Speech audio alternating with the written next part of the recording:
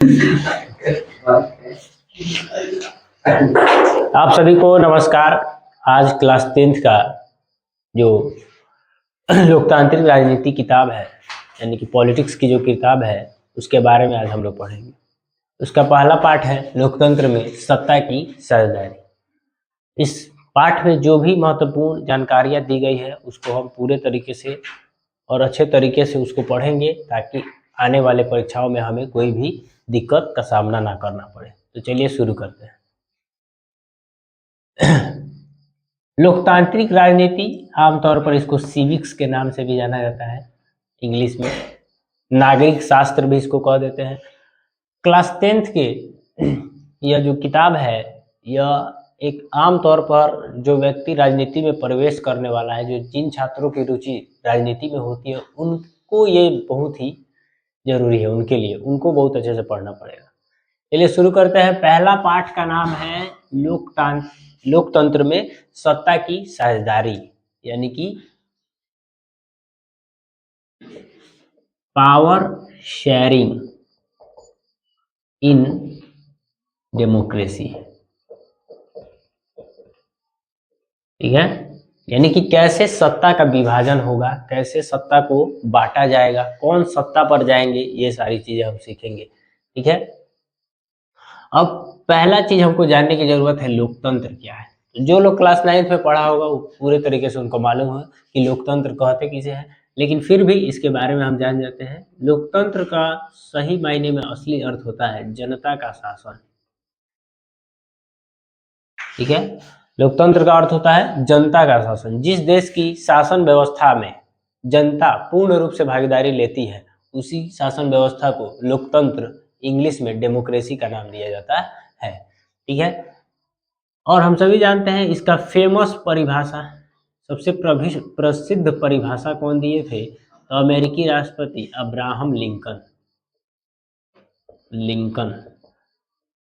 इन्होंने क्या कहा था कि लोकतंत्र जनता का, जनता के लिए और जनता के द्वारा चलाया गया एक शासन है। ठीक है, और ऐसा ही होता है, जनता ही वोट देती है, जनता ही अपने प्रतिनिधि को भेजती है और जनता ही और उसका ही प्रतिनिधि सरकार चलाता है। तो एक तरीके से इसमें जनता की बहुत बड़ी भूमिका होती है। ठीक है, तो डेमोक्रेसी क्लियर हो गया कि जिस देश की शासन व्यवस्था में जनता द्वारा शासक का चुनाव किया जाता है, उसको क्या बोलते हैं, लोकतंत्र बोलते हैं। अब जो समझने वाली बात है वो है सत्ता। सत्ता कोई पद हो गया, जैसे प्रधानमंत्री ना, मुख्यमंत्री, ये सारे पद क्या होते हैं, सत्ता कहलाते हैं, और सत्ता पर बैठने वाला आदमी शासक कहलाता है। ठीक है, तो शासक का चुनाव किस प्रकार होगा, ठीक है, और इन शासन के बारे में हम जो जानेंगे, ये जो शासन है, इस शासन कितना प्रकार का होता है। तो वर्तमान दुनिया में अगर देशों को देखा जाए तो बहुत से, लगभग सभी देशों में लोकतंत्र स्थापित है।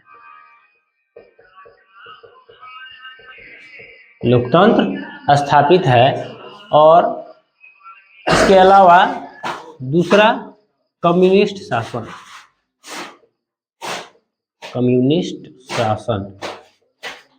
इसके अलावा एक और शासन प्रणाली है, तानाशाही शासन।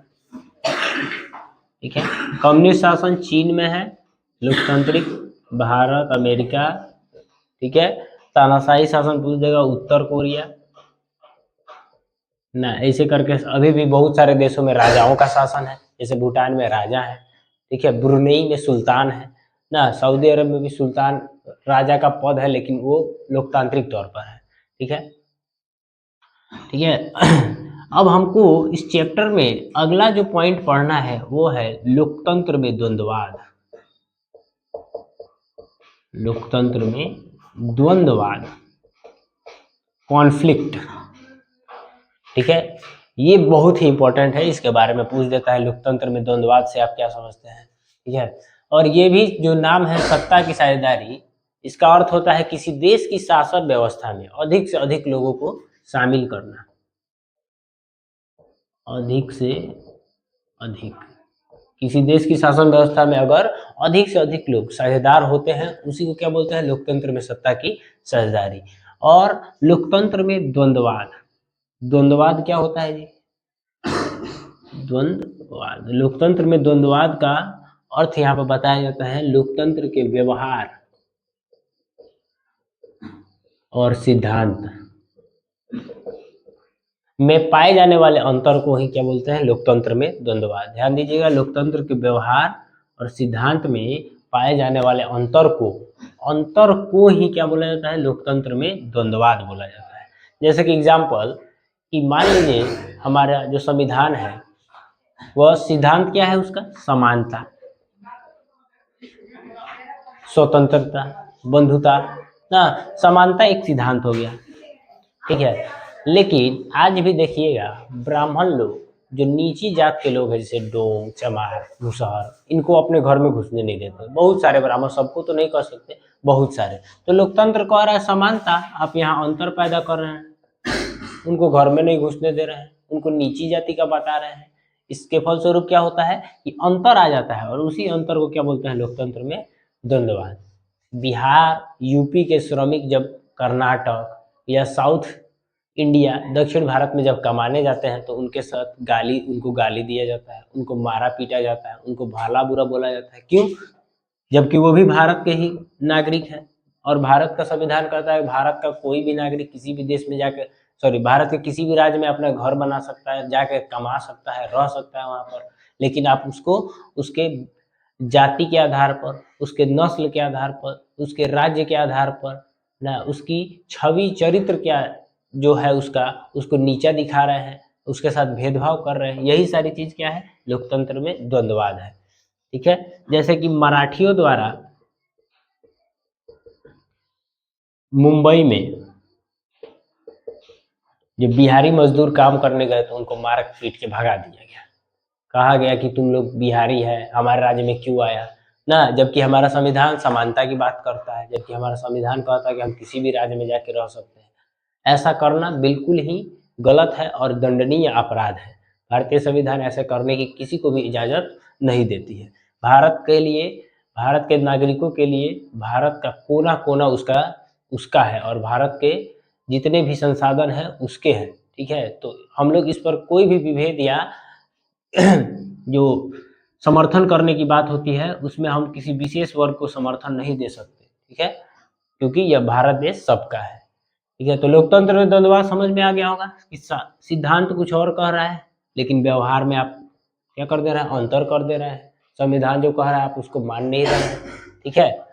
उसी को क्या बोलेंगे, लोकतंत्र में द्वंद्ववाद, ठीक है। आगे कुछ डिटेल दिया गया है, जैसे कि पहले जो मुंबई प्रेसिडेंसी था, अंग्रेजों के समय में मुंबई प्रेसिडेंसी था, बहुत बड़ा, ठीक है। इस मुंबई प्रेसिडेंसी में दो भाषा के लोग बहुत ज्यादा आबादी में रहते थे, एक गुजराती और एक मराठी, ठीक है। देश आजाद हुआ तो आंदोलन सर पे चढ़ गया कि मराठियों को उनका राज्य चाहिए, ठीक है। तो मुंबई को दो भाग में तोड़ा गया, एक को बना दिया गुजरात और एक को बना दिया गया महाराष्ट्र। मराठियों के लिए महाराष्ट्र और गुजरातियों के लिए गुजरात, ठीक है। लेकिन उस समय की परिस्थिति ही ऐसी थी कि वैसा करना पड़ा सरकार को, ठीक है। सरकार ने ठोस कदम शुरू से ही नहीं उठाए, शायद सरकार की भी कुछ गलती होगी, ठीक है। लेकिन विभाजन हो गया। लेकिन ऐसी घटना आज के समय में नहीं होनी चाहिए। क्यों? क्योंकि हमारा देश अखंड है। राष्ट्र एकता और अखंडता को बचाने के लिए अगर ऐसी घटनाएं घटती रहेंगी तो कल को तमिलनाडु बोलेगा हमको अलग देश चाहिए, पंजाब बोलेगा हमको अलग देश चाहिए। ऐसा अगर हम करते हैं तो हमारी स्थिति और भी खराब होती जाएगी। एक तो अलग तरीके से भारत का विभाजन कर दिया गया, ऑलरेडी पाकिस्तान बांग्लादेश बन चुका है भारत से निकल के, और भी भारत को तोड़ा जाएगा तो भारत छोटा हो जाएगा, लोग ज़्यादा हैं, जमीन कम पड़ जाएगी, आने वाले समय में बहुत सारे तकलीफों का सामना करना पड़ेगा, ठीक है। तो ये हुआ द्वंद्ववाद की स्थिति। इसमें मुंबई की बहुत चर्चा की गई है। मुंबई के बारे में कहा जाता है कि मुंबई भारत की वित्तीय राजधानी है, भारत की वित्तीय राजधानी है। वित्तीय राजधानी मतलब पैसा, सबसे ज्यादा पैसा भारत के किसी शहर में है, किसी महानगर में है तो वो मुंबई है। मुंबई शुरू से लेके व्यापार का, वाणिज्य का केंद्र रहा और जिसके कारण मुंबई में क्या पैसे का आवागमन हमेशा रहता रहा। ठीक है, इसीलिए मुंबई क्या है, भारत की वित्तीय राजधानी है। फिल्म इंडस्ट्री से लेकर कोई भी इंडस्ट्री हो, उद्योग क्षेत्र हो, चाहे सेवा क्षेत्र हो, सभी में मुंबई आगे है। इसीलिए भारत की वित्तीय राजधानी कौन है, Mumbai. Financial capital, financial capital Bharat की। ठीक है, उसी तरह कभी कभी पूछ देता है कि बिहार की वित्तीय राजधानी कौन है, बिहार की वित्तीय जिला कौन है, मुजफ्फरपुर, या राजधानी, सॉरी, बिहार की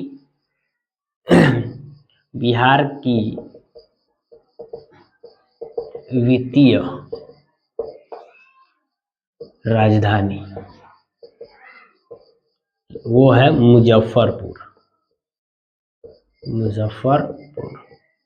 क्योंकि मुजफ्फरपुर को आप जब जाइएगा तो वहाँ देखिएगा कि मुजफ्फरपुर, भले ही पटना विकसित है, लेकिन मुजफ्फरपुर में रेलवे नेटवर्क इतना बड़ा है। पूरे भारत के लिए अगर बिहार से कहीं रेलवे रूट निकलता है तो वो मुजफ्फरपुर ही है। रेलवे का विस्तारीकरण है। मुजफ्फरपुर का लीची पूरा दुनिया में फेमस है। लीची के माध्यम से बिहार विदेशी मुद्रा कमाने में आगे है। ठीक है, तो बिहार की वित्तीय राजधानी मुजफ्फरपुर, भारत की वित्तीय राजधानी मुंबई। याद रखिएगा, हमेशा एग्जाम में पूछता है दोनों। ठीक है, दोनों नहीं, लेकिन मुंबई वाला तो जरूर पूछेगा। इसके बाद देखते हैं, सत्ता समझ गए, द्वंद्ववाद समझ गए, लोकतंत्र समझ गए, सत्ता की साझेदारी समझ गए। अब हमें एक देश के बारे में पढ़ना है कि कैसे लोकतंत्र में द्वंद्ववाद, कैसे लोकतंत्र के व्यवहार और सिद्धांत में अंतर हुआ और एक देश पूरे गृह युद्ध में झुक गया। एक देश पूरी तरीके से जलने लगा। उस देश की आर्थिक, सामाजिक, राजनीतिक सारी स्थितियां खराब हो गई। वह देश था श्रीलंका। श्रीलंका को आज़ादी 1948 में मिली। श्रीलंका 1948 में आज़ाद हुआ। ठीक है, इसके अलावा श्रीलंका की कुछ महत्वपूर्ण जानकारी है, जैसे श्रीलंका में जो धर्म है सबसे ज़्यादा, वो बौद्ध धर्म को मानते हैं। ठीक है, श्रीलंका में दो जाति के लोग सबसे ज़्यादा रहते हैं, एक तमिल और एक सिहली। श्रीलंका की राजकीय भाषा सिहली है। ठीक है, तो सिहली तमिल लोगों की 18% जनसंख्या वहां पर और सिहली लोगों की 82% जनसंख्या है। तो अनुमान ही लग गया कि बहुसंख्यक कौन होगा, तो सिहली लोग वहां पर। जब श्रीलंका आज़ाद हुआ 1948 में, तो वहां पर जो बहुसंख्यक सिहली लोग हैं उनके द्वारा क्या किया गया कि सभी उच्च पद, सरकारी का हो या प्राइवेट हो, सब पर सबसे ज़्यादा सिहली लोग कब्जा कर लिए। बोले कि श्रीलंका में सिर्फ अधिकार मिलेगा सबसे ज़्यादा किसको, तो सिहली को। तमिलों को खराब लगने लगा। तमिल लोगों को ना राजनीति में सपोर्ट था, ना सरकारी नौकरी मिल रहा था इनको उच्च पद पर, और ना ही इनको जो सुविधाएं सिहलियों को मिलती थी वो सुविधाएं तमिलों को नहीं मिलती थी। धीरे धीरे तमिलों ने अपनी मांग उठाने शुरू किए, सरकार से मांग करना शुरू कर दिया। सरकार जब बात नहीं मानी तो 1957 से गृह युद्ध शुरू हो गया। श्रीलंका में गृह युद्ध का माहौल बन गया, जिसके कारण श्रीलंका की स्थिति और खराब हो गई। आगे चलकर 70 के दशक में एक संगठन बनता है लीटे, जिसका पूरा नाम लिबरेशन टाइगर्स ऑफ तमिल इलम था। इस संगठन का नेतृत्व प्रभाकरण कर रहे थे। आगे चलकर प्रभाकरण, इसका नेतृत्व प्रभाकरण कर रहे थे और इन्होंने तमिलों के लिए काफी ज्यादा संघर्ष किया है। शुरू में लिट्टे संगठन श्रीलंका में तमिलों की मांग को उठाया करती थी, लेकिन आज लिट्टे संगठन आतंकवादी संगठन के नाम से जानी जाती है। क्यों? क्योंकि इसी संगठन के द्वारा भारतीय प्रधानमंत्री राजीव गांधी की हत्या की गई। राजीव गांधी की हत्या में इसी संगठन का हाथ था, क्योंकि राजीव गांधी लिट्टे से काफी कांटेक्ट में रहते थे और लिट्टे को लगता था, प्रभाकरण को लगता था कि राजीव गांधी भारत के प्रधानमंत्री उनका साथ देंगे और तमिलों को उनका अधिकार मिलेगा। लेकिन प्रभाकरण के नज़र में ऐसा कुछ नहीं हुआ और शायद यही कारण रहा कि उन्होंने राजीव गांधी को मार दिया। ठीक है। ऐसा करने के बाद लिट्टे संगठन को पूरी तरीके से एक आतंकवादी संगठन घोषित किया गया। और आज लिट्टे जो संगठन है कहीं कनाडा में, कहीं रूस में, कभी लंदन में, दूसरे यूरोप के देशों में इस संगठन के लोग घूमते रहते हैं, जिसके कारण बहुत सारा उपद्रव फैलता है, ठीक है। और इसको आतंकवादी संगठन घोषित कर दिया गया संयुक्त राष्ट्र संघ द्वारा, ठीक है। इसके बाद क्या होता है, तो देखिए आप श्रीलंका में जब एक जाति को, एक समुदाय को आप अधिकार नहीं दिए, तो उसके कारण क्या हो गया, पूरी तरीके से श्रीलंका गृह युद्ध में झुलस गया। रोजाना गोलियां चलने लगी, रोजाना बारूद, टैंक, विस्फोट, ऐसे खबरें आती थी श्रीलंका की ओर से, श्रीलंका में ये हो गया वो हो गया। क्यों हुआ? क्योंकि आपने अंतर कर दिया। आप तमिलों को भी उतना ही अधिकार देते जितना सिविलियों को दिए हैं। अगर आप ऐसा करते तो श्रीलंका में कभी गृह युद्ध नहीं होता, जिसका कारण है कि आज भी श्रीलंका में महंगाई, बेरोजगारी अपने चरम पर रहती है। वहाँ पर बहुत ही लोग कष्ट से अपना जीवन गुजारते हैं। लेकिन अभी के समय में भारत के सहयोग से वहाँ बहुत ही अच्छा काम हो रहा है, ठीक है। भारत सरकार श्रीलंका का सहयोग दे रही है।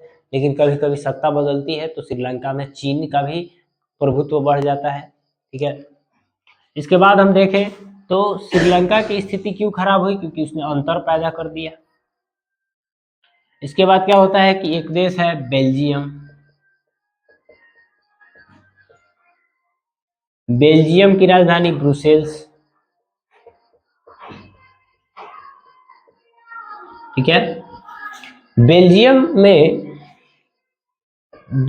एक फ्रेंच भाषा बोलने वाले लोग और एक डच भाषा बोलने वाले, ठीक है।